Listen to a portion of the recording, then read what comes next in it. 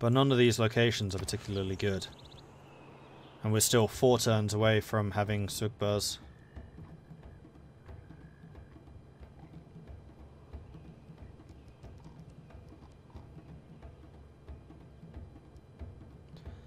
Each camp, pasture and plantation improvement within 4 tiles of the Wanderer provides 1 immunity. Must be adjacent to a camp.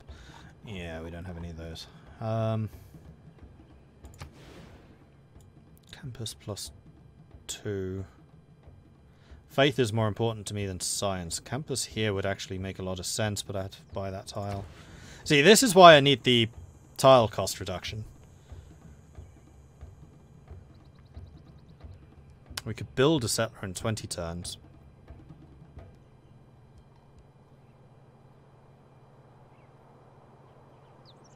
Your production is really good. How much is Nyani? Wow, 19.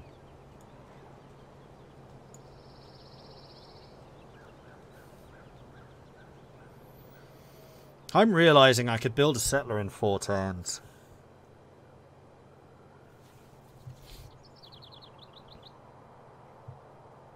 That's a lot cheaper than the Faith. And then I can use the Faith to get the traders and the builders. Builders especially.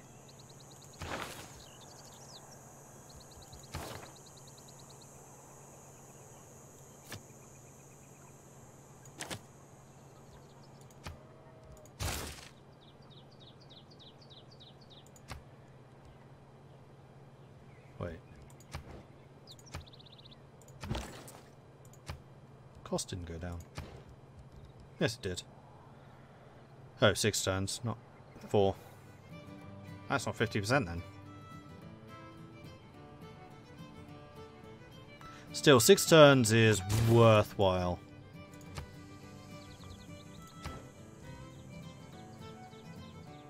As is, I would say, 14.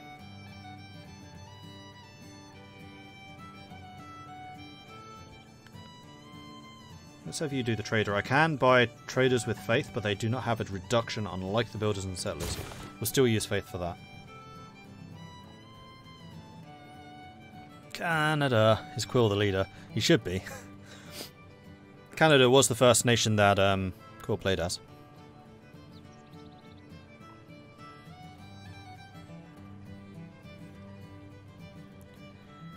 Build a scout for the southeast could be an idea for Timbuktu. I'm not convinced that there's a lot of stuff down here. Now, watch as I watch as I discover an entire continent. I don't think there is, though. Okay, yeah, I'm happy with this. And then in 4 turns? No. Wait, how much was the settler again? 150. Oh, 3 turns. Well, 4, because we produce less than 10. We get another settler that way. So we're about to spam out 2 settlers. And you need to continue going this way. Hopefully I can find a way of skipping over Timbuktu. Buenos Aires.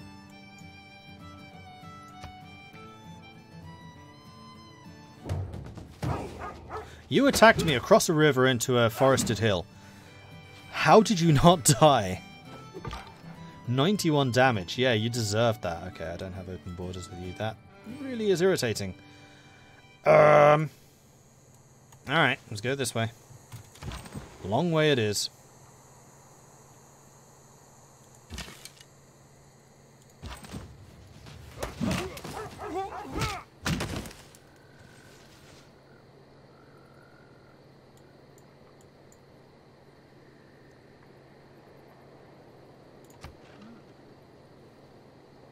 Two more turns.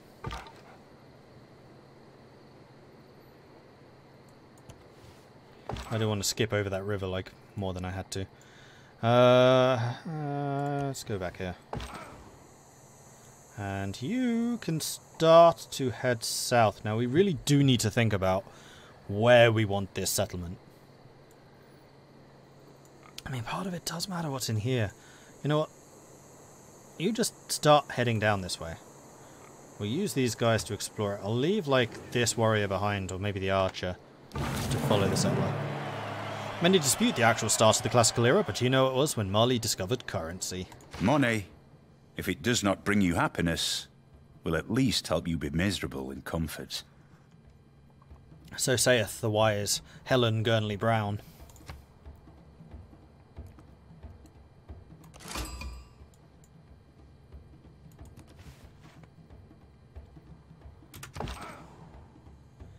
And you are going to sit here and recuperate. I'm doing it in my own borders because you heal quicker there.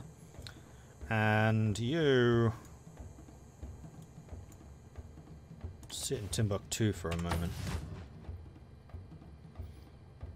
And Timbuktu, our settler. Okay, currency is done. Let's get masonry because we're about to go super expansionist here. Hello, Fez. And a political. I want more yellow ones. Need financial places. Alright, so. Oh boy, that's a lot of loyalty debuffs. So one of the things that was added with Rise and Fall is loyalty. And that means that cities can flip to other nations or they can become city-states. So a legitimate way of taking down an enemy nation is to, like, kill one of the cities, separating them. So, for example, if we built a city here and they took Timbuktu, then this city is isolated and will either become a free city or it will join one of the other nations around us. And then Eleanor of Aquitaine's special ability is if there's a city that could join another nation, they'll join hers. I don't exactly understand 100% how that system works because I've never played with it and I haven't had loyalty problems. But it is a thing. And also loyalty problems are a major concern during Dark Ages. Well, in Golden Ages, loyalty is far more in your favour.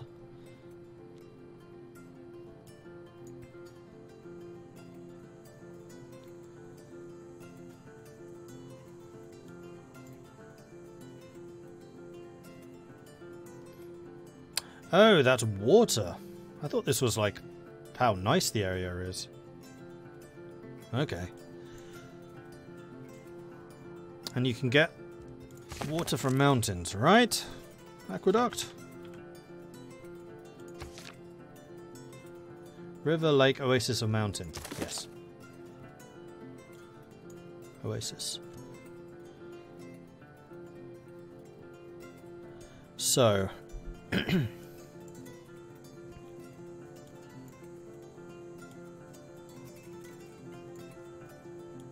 I mean, if we did park you, like, one of these tiles... Those are desert hills. I mean, we lose them iron, but... you would basically have to cross this river to attack it. Plus, it would be up on hills and blocked off entirely from this direction. That would be one of the most defensible cities it is possible to get. Unless they came around this way, but then choke point.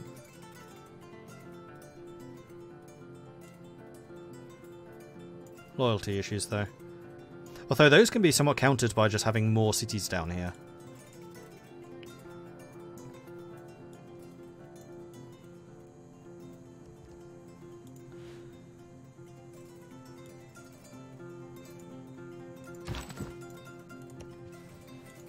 Well, we can start moving the settler in that general direction. We're going to have some injured workers, so be it.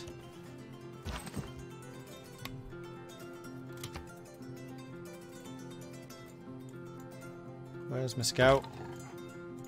I need my scout! Alright, so you want me to give you all of my diplomatic favour, which I paid so much for, and you want to give me open borders. Yeah, no, sorry. How to make friends with Zulu.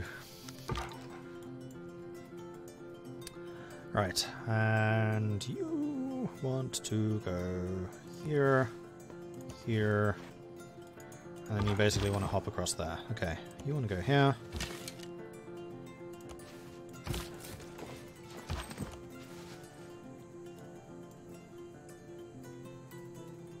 Volcano becomes active. Mount Tambora is now active. That's this guy. Alright. Wait, I have a governor? Son of a bitch, I have a governor. We wanted to get Liang, who would mean that my builders have more charges. And we are going to put you in Timbuktu. Ordinarily, I'd place you in Niani, but actually Timbuktu would be better because it's far more central.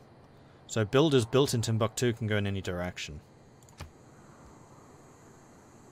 Plus, and this is another facet of the loyalty thing, if you put a governor in a city, then they are way more loyal. So one of the ways of countering that negative down here, for example, is to stick a governor in that city. But right now we're going to put you in Timbuktu. Alright, Niani has built its settler, so we have another settler wandering around. However, we can now build a Sukba, and I think we probably ought to. And yeah, we're going to put it right there. Plus 5 income just for that location. Which is pretty good. And yes, we also need to be concerned about the fact that there is in fact a bad guy right there.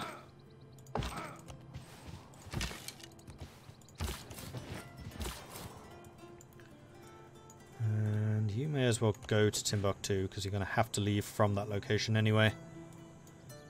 We have 176. You never did build a special location. You're building the Sukba. Is there anything I want to buy? I could hire a builder.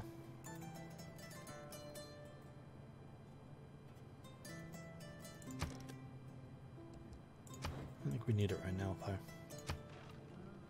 I'd rather save the money for purchasing tiles.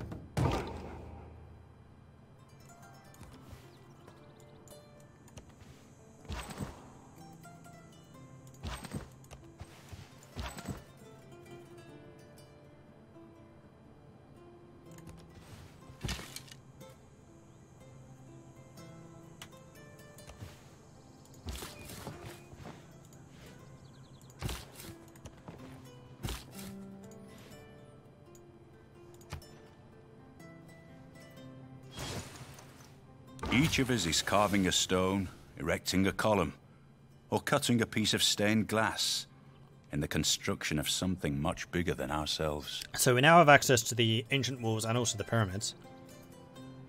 Pyramids plus the surveyor would actually mean our builders can be used 5 times, which is kind of insane. I would definitely be approving of this. Those are hills with a rainforest. Yeah, good luck attacking me there. And we're just going to have to go by the active volcano. This is definitely not dangerous, and you should totally do this at home. Walking past active volcanoes. It's a good time. It's a good time. You're going to need to move down this way. There are currently no barbarians here. This is risky, and you definitely shouldn't do it. 2 risky things in 1 turn. Let's get irrigation. It's time. Would the iron be worth a lot? The iron is worth quite a lot, yes. It's going to be useful for quite a long time. Yeah, another governor. Oh, sod. Zoning commission means that we get districts faster in that city. And that's going to be really useful because districts here are expensive. Or we could get a different governor. So the financier is income from... Oh, you get new tiles in the city fast. You also get plus 3 gold per turn from every foreign trade route passing through the city. Now, foreign trade route, does that mean your trade route's going to a foreign city? Or does that mean foreign trade route's going to your city? Or both?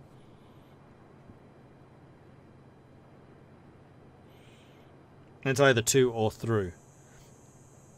So if, for example, Timbuktu was trading with a city-state, would that count as a foreign trade route? Librarian, which increases science and culture generated by the city. Not useful anywhere right now. Groundbreaker, plus 50% yield from plot harvests and feature removals in the city. For the way I play, I don't tend to remove stuff very much, so not hugely useful for me. Religious pressure to adjacent cities is 100% stronger from the city. We will probably eventually want to have a bishop in whichever city is here, just to counter the spread of Protestantism east. Unfortunately, all the city-states are over here, so they're far more likely to become Protestant.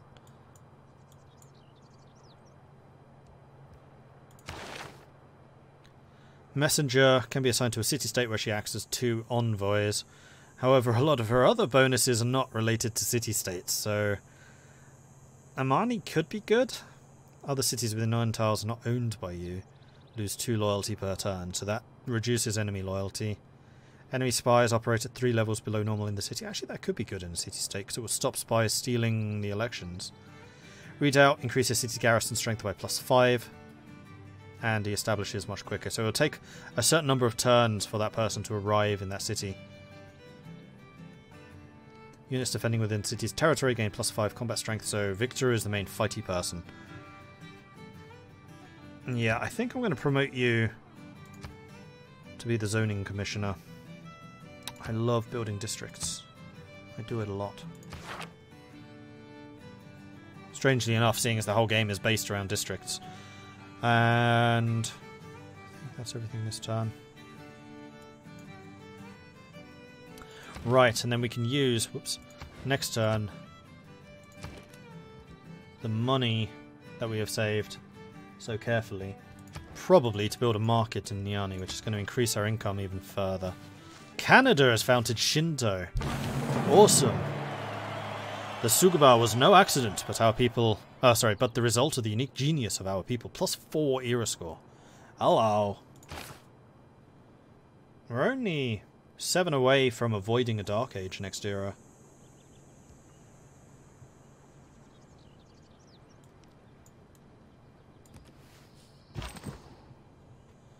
You're going to sit there. You're going to move up. Okay.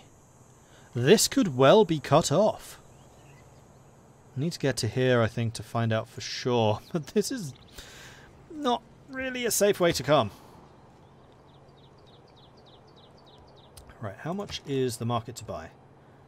380. I mean, we're not that far away from getting it. Let's finish off the granary for the extra housing. And now we can make a more informed decision about where we want to build this city. So we could place it here, which is in range of the metal. It is not in range of the cattle.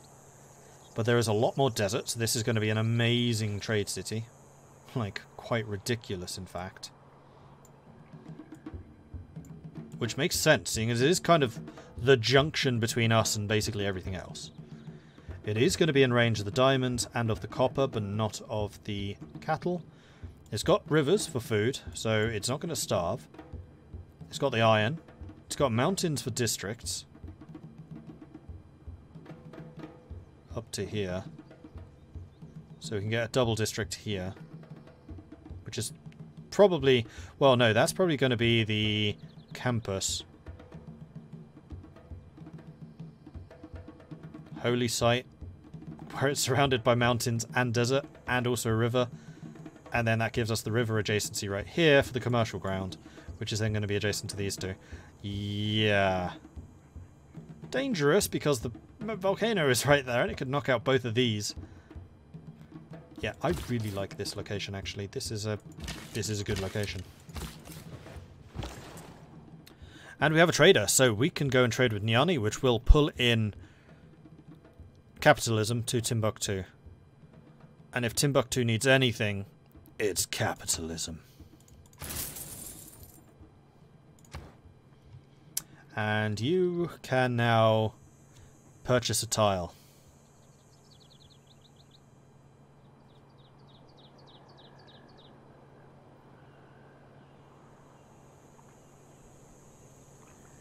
Which is going to set back my purchasing of the market a little bit. We could build the market next turn.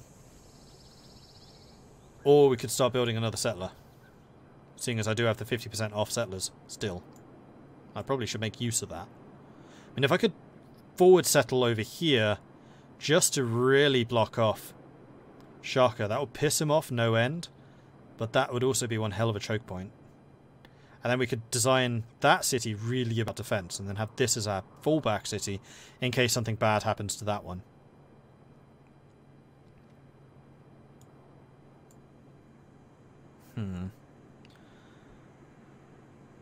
Meanwhile, in Timbuktu, we were going to... Hang on, 1, 2, 3. So that was going to be the holy site. That was going to be the Sukba. Or that. That's going to be the Sukba. That's going to be the campus because it has the mountain adjacency. So if we went and bought that tile for 70, which makes a lot more sense, then we can at least start building a Sukba here. And then that's going to be adjacent to the holy site, which will be there. I like it.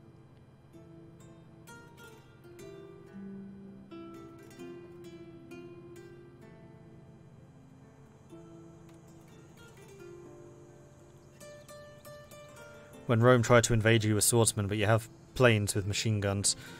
Even better is when someone attacks you with a battleship and you have a phalanx fortified in the city, and the phalanx wins.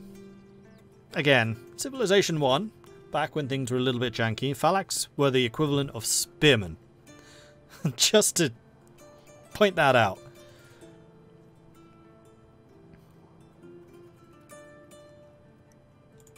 Alright. You want me to pay you diplomatic favour for 1 iron. One of the 20 iron that I just sold you for that diplomatic favour. No. That's a terrible deal, and you should feel terrible, Loria. What guides you? Surely your people cannot believe in nothing. Come, show your people the light. I have. It's called capitalism. You should try it someday. Right, well, this warrior is going to be exploring this bit. So this scout doesn't need to. This scout can instead start looking up here and see what's up. And here's our city on the hill. Purposefully going for the hill, because hills mean more defensiveness. Alright, we are going to build... Well, no, we're going to build... Oh, right, yeah, the cost of settlers goes up.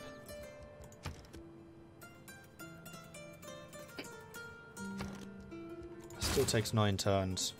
Still worthwhile, I think. So 1 settler, 2 settler, 3 settler, 4.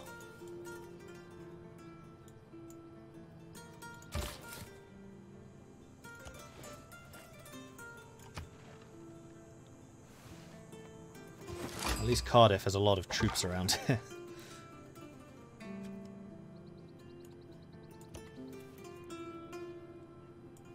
Armor. Right. You. Build. Cumba Saleh. Built. Build me a granary.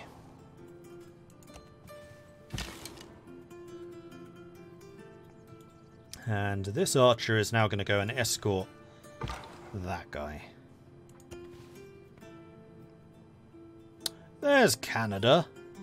Oh, so Canada's stuck over here with the Zulus. And I just sold you iron so you can build better units. This is a good thing. Also, my income is starting to skyrocket. This is also a good thing.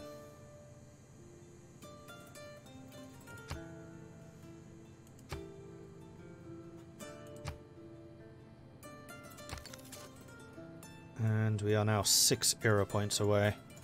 Once I build the Sukba here, that's going to be more era points. I don't know if that's always going to be 4 era points, because that sounds kind of ridiculous if it is. But I'm totally on board with that, and it's totally fine. Right, so now we need to start thinking about what to do over here. The problem is, I haven't explored it very much. I mean, we're almost certainly going to want the desert, which is all of this. 1, 2, 1, 2, 3. So you reach literally out to there. So if we wanted to avoid overlap, we could build like here or here. I wonder if the Sahara Desert counts as desert. It does. It says there at the top. Oh, this is also going to be a ridiculous trading city. As soon as the Zulus get MP, Canada's screwed. Canada's not screwed. They're immune to surprise attacks. Which is Shaka's preferred form of fighting. Shaka's more likely to go to war with me than they are Canada. So if I can get an alliance with Canada, that would be pretty good.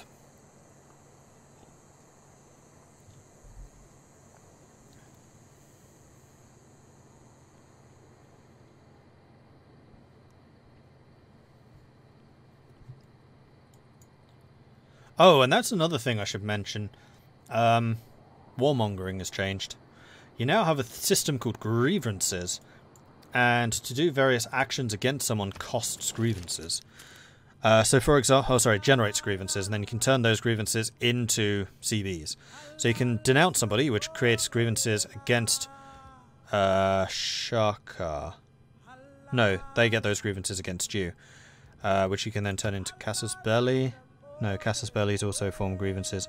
Grievances is basically the new Warmonger system.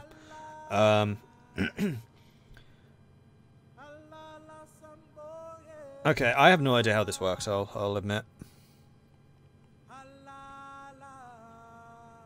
No, I do know. So you get grievances against someone. If someone gets grievances against you, so for example, if Shaka Zulu surprise wars against me, I get 150 grievances against Shaka. I can then spend those grievances during the peace deal to reduce the grievances that he gains. So for example, if he does a surprise war against me and I take 2 cities, I can then spend 100 of those grievances on those 2 cities, which means I still dislike Shaka, but nobody else gets any, let's call it aggressive expansion against me, which was a problem with the old systems. Like, someone could surprise war against you, then you take a city from them in the defensive war, and everyone else hates you because you took the city, rather than him for having declared that surprise war. So it's basically a way of leveling the field in terms of if someone's really, really evil and you do something against the evil guy, it doesn't penalize you. And then there are ways of reducing the number of grievances it costs to do stuff. So like declaring a Golden Age war would only generate 25 grievances against the Zulus. But you can only do these CBs if you denounce them. So you denounce them for 25 grievances. That means that you can then declare war on them after 5 turns. So basically the denouncement is the, hey, I'm probably going to go to war with you. Then you can get one of these wars, which costs less grievances than the surprise war. And surprise wars don't require the denouncement, and that's what Canada's immune to. Huzzah! Requin coming in with the Twitch Prime sub. Thank you very much for your support. Thank you.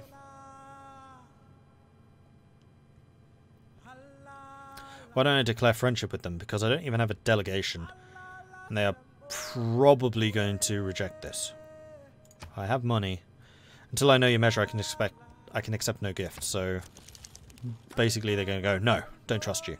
Laurier, however, we probably can. Thank you for the kindness of your delegation. We are pleased to receive them.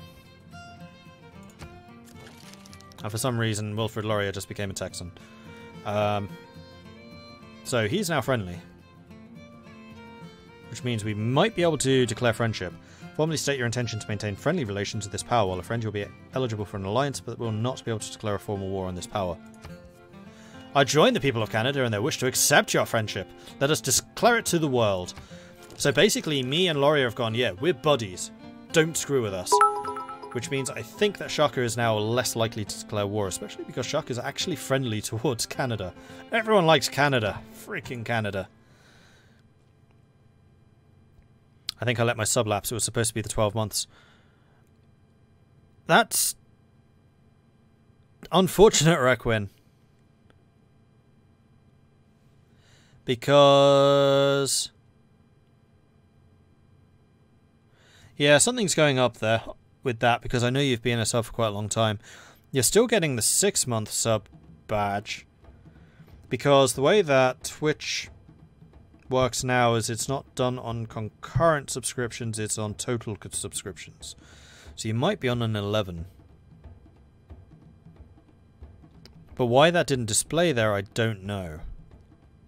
Because I know you've been subbed here for more than just subbing, which is why I was a little bit confused. Because it should count. Like, it does total subs now, it doesn't do concurrent. It still says, hey, you're concurrent for this long, but a total for this long. And it didn't say either. Huzzah! Ethildrin coming in with the 6-month sub right there. Thank you so much for that. Yeah, I've had problems with Twitch counts and that stuff. Yeah, it's weird.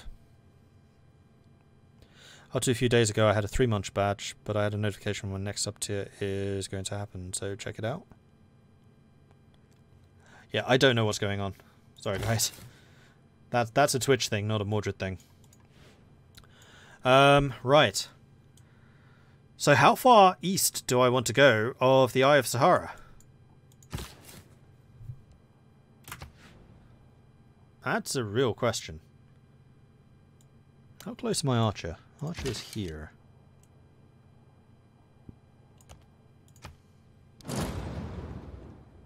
Delegate Bibato learned... The man who has grit enough to bring about the afforestation or the irrigation of a country is not less worthy of honour than its conqueror. Okay, so we now have access to the Hanging Gardens. Increases growth increases growth by 15% in all cities and must be built next to a river. Hanging Gardens is nice, and I have a feeling someone's already built it, so irrelevant. New research. I think I'm going to go for engineering, because we are going to be relying on an aqueduct. We don't have any city walls anywhere.